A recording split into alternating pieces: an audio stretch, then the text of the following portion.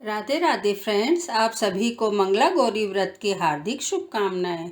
सावन का महीना जितना भगवान भोलेनाथ को प्रिय है, उतना ही यह माँ गौरी को भी प्रिय है।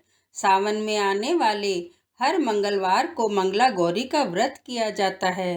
इस दिन महिलाएं अखंड सौभाग्य की प्राप्ति के लिए माँ गौरी का व्रत करती हैं।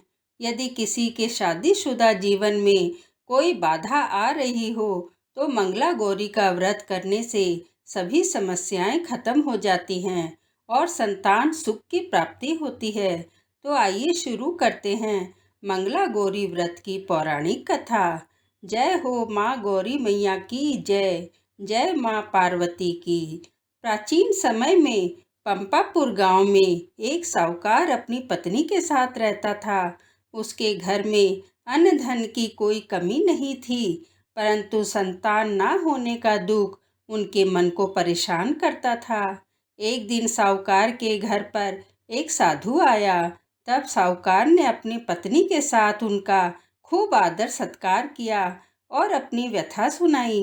तब साधु ने सावन मास के मंगलवार को माता पार्वती की पूजा करने और व्रत रखने को कहा।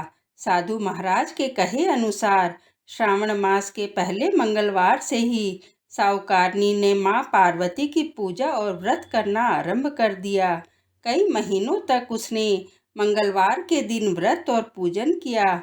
उसकी भक्ति भाव से माँ पार्वती प्रसन्न हो गई। एक दिन साहूकार को सपना आया कि जिस आम के वृक्ष के नीचे गणेश जी बैठे हों, उस आम के वृक्ष से आम तोड़कर अपनी पत्नी को खिला देना। तुम्हें अवश्य ही पुत्र रत्न की प्राप्ति होगी। सुबह आंख खुलते ही साहूकार आम के वृक्ष को ढूंढने निकल पड़ा। एक दिन उसे वह आम का वृक्ष दिखाई दिया जिसमें गणेश जी बैठे हुए थे। तो उसने फल तोड़ने के लिए पेड़ पर पत्थर मारे। ऐसा करने से उसे आम का फल तो मिल गया, परंतु जब वह फल तोड़ने के लिए पत्थर मार रहा था, तब पत्थर गणेश भगवान को लग गया, जिससे गणेश जी को चोट आ गई। तब गणेश जी गुस्सा हो गए और उन्होंने श्राप देते हुए कहा, हे स्वार्थी मनुष्य, तूने अपने स्वार्थ के कारण मुझे चोट पहुंचाई है, तुझे भी ऐसे ही चोट लगेगी। माँ पार्वती के आशीर्वाद से तुझे पुत्र रत्न की प्राप्ति होगी, परंतु वह सांप के काटने से 21 वर्ष की आयु में ही मृत्यु को प्राप्त हो जाएगा। गणेश जी की ऐसी वाणी सुनकर साहूकार घबरा गया। उसने घर जाकर आम का फल अपनी पत्नी को खिला दिया, परंतु गणेश भगवान के श्राप वाली बात उसने किसी से भी नहीं कही। 9 महीने बाद उसने के यहाँ एक सुंदर बालक का जन्म हुआ। उसका नाम मन्नू रखा गया। साहूकार और उसकी पत्नी ने मनु के लाड प्यार में कोई कमी नहीं आने दी। धीरे धीरे मनु 20 वर्ष का हो गया। वह अपने पिता के साथ कारोबार में हाथ बटाने लगा।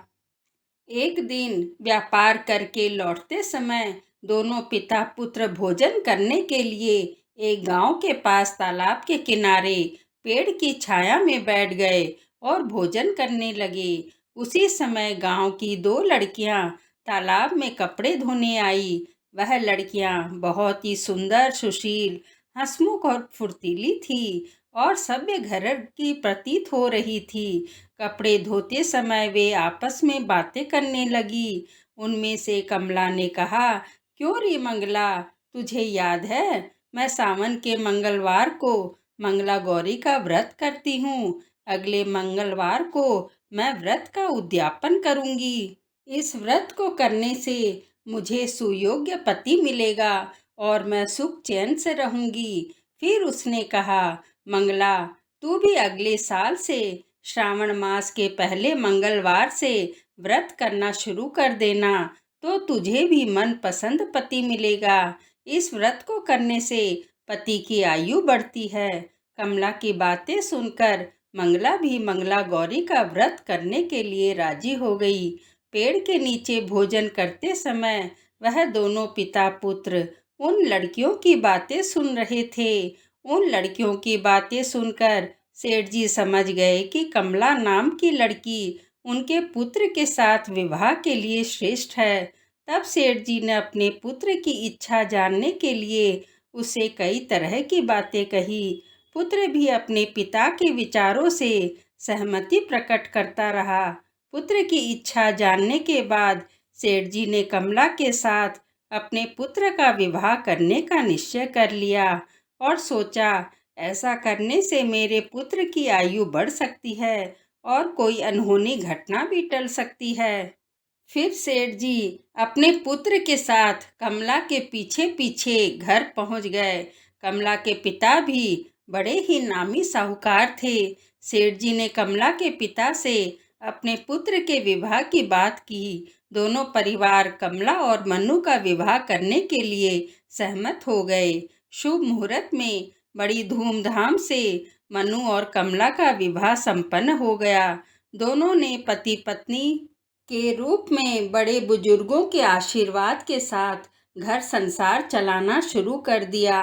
ससुराल में आकर कमला ने मंगला गौरी का व्रत नियम के अनुसार चालू रखा, जिससे माता पार्वती ने एक दिन कमला को सपने में दर्शन देकर कहा, पुत्री, मैं तेरे व्रत से प्रसन्न हूँ, लेकिन तेरे पति की आयु बहुत कम है। अगले महीने मंगलवार के दिन एक सांप तेरे पति को डसने के लिए आएगा, लेकिन तू घबराना मत।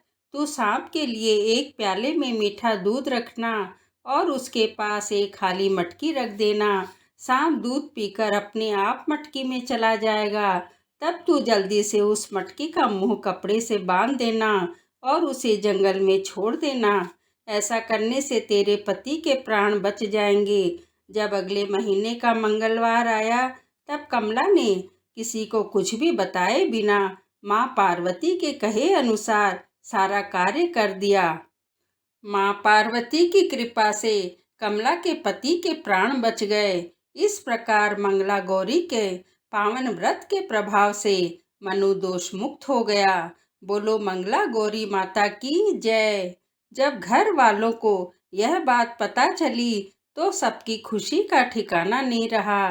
फिर पूरे गांव में कमला का गुणगान होने लगा। गांव की महिलाओं ने कमला से व्रत की विधि पूछी और वह सब भी मंगला गौरी का व्रत करने लगी। कमला ने अगले मंगलवार को विधि विधान से मंगला गौरी का व्रत का उद्यापन किया और ब्राह्मणों को भोजन करवाने के बाद दक्षिणा देकर उनका आशीर्वाद लिया। इस प्रकार मंगला गौरी व्रत की कथा संपन्न हुई। जय माँ मंगला गौरी की जय। हे माँ पार्वती, कथा सुनने वाले, सुनाने वाले और हुंकारा भरने वाले सभी की मनोकामना पूर्ण करना और अपनी कृपा दृष्टि सदा बनाए रखना।